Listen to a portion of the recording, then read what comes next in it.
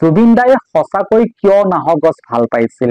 ইয়াৰ পৰা আমি কিছু কথা উপলব্ধি কৰিলো, বাইদেউগৰাকীৰ পৰা কিছু কথা উপলব্ধি কৰিলো জুবিন দাই কিয়নো সঁচাকৈ নাহৰ গছ ভাল পাইছিল।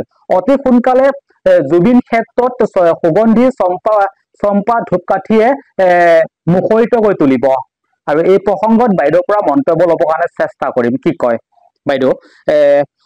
কেতিয়াৰ পৰা আপোনাৰ এই চিন্তা আহিল যে জুবিন ক্ষেত্ৰত আপোনাৰ এই হস্তনিৰ্মিতৰ সুগন্ধি পুষ্পাৰ গুঞ্জৰিত কৰিব? মই যেতিয়া জুবিন দাৰ মৃত্যুৰ খবৰ শুনিছো তেতিয়াতো বহুত দুখ লাগিছে, সকলোৱে দুখ লাগিছে। মোবাইলবিলাক চোৱা যায়, চলেও সেইটোকে আহি যায়। সেইটো অহাৰ সময়ত অন্তৰত দুখ ভাৱে নাহৰ ফুলৰ পৰা যে মই এটা ধূপ বনাম, তেতিয়া মোৰ জন্ম হৈছে ভিতৰটোত, তেতিয়া ভাল লাগি পেলাই সেই তেতিয়াৰ পৰা মই লাহে লাহে কামবিলাক কৰি আহি আছো বৰ্তমান এতিয়ালৈকে। সেই বস্তুটো এতিয়া কৰি আছো। তেখেতৰ ন্যায়ৰ কাৰণে অতি সোনকালে বিচাৰো। এনেধৰণে মন্তব্য আগবঢ়াইছে সুগন্ধি চম্পাৰ যি ধূপকাঠি নিজে হস্তনিৰ্মিত নিজে কৰিছে, সহযোগ কৰিছে আইতা আছে, বাইদেউগৰাকীৰ মাতৃ আছে। বাইদেউগৰাকীৰ মাতৃ বৰ্তমান বয়স হৈছে প্ৰায় 100 বছৰ, প্ৰায় 100 বছৰ হৈছে। এই যে আপোনালোকে দেখিছে যে সুগন্ধি চম্পাৰ যি ধূপকাঠি, এই ধূপকাঠি বাইদেৱে নিজে নিৰ্মাণ কৰিছে আৰু লগত আইতাগৰাকীয়ে সহায় আৰু সহযোগিতা কৰিছে। অতি সোনকালে সুগন্ধিময় কৰি তুলিব জুবিন ক্ষেত্ৰ। আইতাই যিহেতুকে সহায় সহযোগিতা কৰিলে, আইতাৰ পৰা মন্তব্য ল'বৰ কাৰণে চেষ্টা কৰিম। আইতা কি কব? মই মনৰ শ্ৰদ্ধা সৈতে কৰিছো। জুবিনে সোনকালে সদগতি হ'ব আৰু আমি যিখিনি শ্ৰদ্ধা কৰিছো সেই শ্ৰদ্ধাৰে তেওঁ চৰণত অৰ্পণ কৰিছো। সোনকালে তেওঁ ন্যায় পাওক, এইটোৱে মোৰ বাঞ্ছা কৰোঁ। এনেধৰণে আইতাগৰাকী মুখতে ভাষা হেৰাই গৈছে, আইতাগৰাকীৰ ভাষা হেৰাই গৈছে। কিন্তু এটা কথা কব লাগিব যে আইতাগৰাকীও প্ৰায় 100 বছৰ বয়সতো জুবিন দাৰ ন্যায় প্ৰসংগ উত্থাপন কৰিছে। অতি সোনকালে যাতে জুবিন দাই ন্যায় পায় তাৰো কামনা কৰিছে। বাইদেউ এই যে আৰু বাইদেউকে আইতাৰে আত্মা সদগতিও কামনা কৰিছে।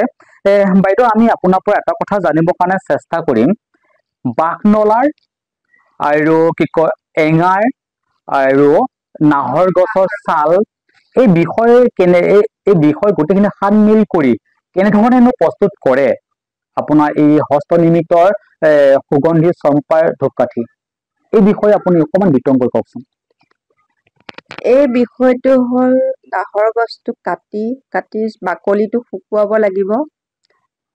তাৰ পাছত বাঘনলা গছটো বাকলিটো শুকুৱাব লাগিব আৰু এঙাৰটো শুকুৱাই পিঠাগুৰি উলিয়াব লাগিব। পিঠাগুৰি উলিয়াই তাৰ পৰিমাণ আছে, পৰিমাণ কৰি এই তিনিটা বস্তু লৈ পেলাই তাৰ জোখ আছে, সেই জোখখিনি ভাবি পেলাই ইয়াৰ নিয়ম নীতিখিনি ভাবি তাক কৰিব লাগিব, তেতিয়াহে ধূপটো উলিয়াব পাৰি। যি কষ্ট আৰু যি হস্তনিৰ্মিতৰ সুগন্ধি চম্পা বিষয়ে ইতিমধ্যে অৱগত কৰিছে। আমিও পৰিৱেশসমূহ ল'বৰ কাৰণে ইতিমধ্যে বিভিন্ন প্ৰান্তত গৈ উপস্থিত হৈছিলো। যেতিয়া নাহৰ গছৰ ছাল কাটিবলৈ যায় আমিও সেই উক্ত স্থানত উপস্থিত হৈছিলো আৰু ছাল কটাৰ কিছু পৰিৱেশ ল'বৰ কাৰণে চেষ্টা কৰিছিলো। আৰু তাৰ সমান্তৰালকৈ আমাৰ সন্মুখতেই যি নাহৰ গছৰ ছালৰ শুকান ছালৰ যি গুৰি কৰি আৰু লগতে বাঘনলাৰ গছৰ পৰা ছাল কাটি আনি ইয়াত খুন্দি, নাহৰ গছৰ ছাল খুন্দি, বাঘনলাৰ ছাল খুন্দি আৰু কাঠৰ এঙাৰ, চন্দনৰ ছাল আপোনাৰ গুৰি কৰি, শুকান গুৰি কৰি, লগতে আপোনাৰ আছে কাঠৰ এঙাৰ, এই সকলোবোৰ মিক্স কৰি গুৰি কৰি পাউডাৰ কৰি নিজে হস্তনিৰ্মিত কৰিছে সুগন্ধি চম্পা। এই প্ৰসংগত পুনৰ আমি মন্তব্য ল'বৰ কাৰণে চেষ্টা কৰিম। কেতিয়ানো যোৱাৰ পৰিকল্পনা কৰিছে? জুবিন ক্ষেত্ৰত কেতিয়া যোৱাৰ পৰিকল্পনা কৰিছে বাইদেউ? মই অতি সোনকালে যাবলৈ চেষ্টা কৰিছোঁ। মই কামখিনি কৰি শেষো কৰিম। কিমানখিনি এই বিষয়টো কিয় কেনেকৈ মনলৈ আহিল? যেতিয়া জুবিন দা মৃত্যু হ'লে নাহৰ গছত ইমান সুন্দৰ সুৰগা লগা গান গাইছে, কিমান ভাল লাগে। আৰু তেখেতৰ বিষয়টো সকলোৱে ভালে পায়, অন্তৰতো জুবিন সোমাই আছে। সেইটো বিষয় শুনি বা চাই দুখ লাগে, ন্যায় পাব লাগে। সেই ন্যায়টোৰ কাৰণে ময়ো অকণমান ভগৱানৰ ওচৰত ভাল কাম এটা কৰিছোঁ। তেওঁ আত্মাৰ সজগতি পাবৰ কাৰণে আমাৰ প্ৰতিজন মানুহে ন্যায় পালে যে শান্তি পাব, সেইটো আমি সকলোৱে জানিছোঁ, বুজিছোঁ। সেইটো কাৰণে মই আগবাঢ়িছোঁ।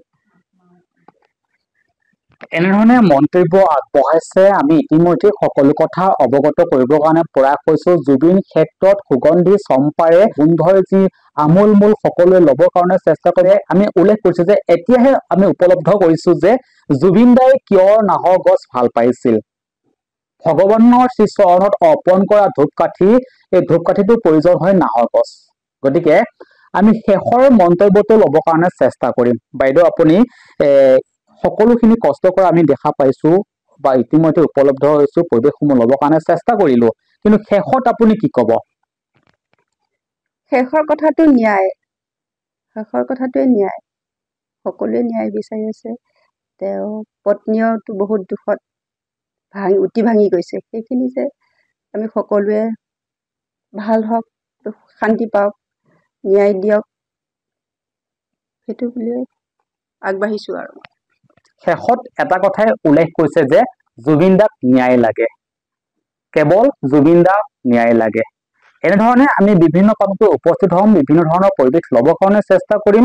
আমি আপোনালোকক দেখাবৰ কাৰণে প্ৰয়াস কৰিলো বাইদেউকে কেনেধৰণে সুগন্ধি চম্পাৰ ধূপকাঠি নিজে নিৰ্মাণ কৰি কেনেধৰণে নাহৰ গছ কাটিছে, কেনেধৰণে বাঘনলা গছ কাটিবৰ কাৰণে চেষ্টা কৰিছে, কেনেধৰণে চন্দনৰ গছ কাটিবৰ কাৰণে প্ৰয়াস কৰিছে, কেনেধৰণে খুন্দিছে, পিঠাগুৰি কৰিছে। সমগ্ৰ পৰিৱেশ ল'বৰ কাৰণে চেষ্টা কৰিছো। চাই থাকিব এনি ভাৰত 24।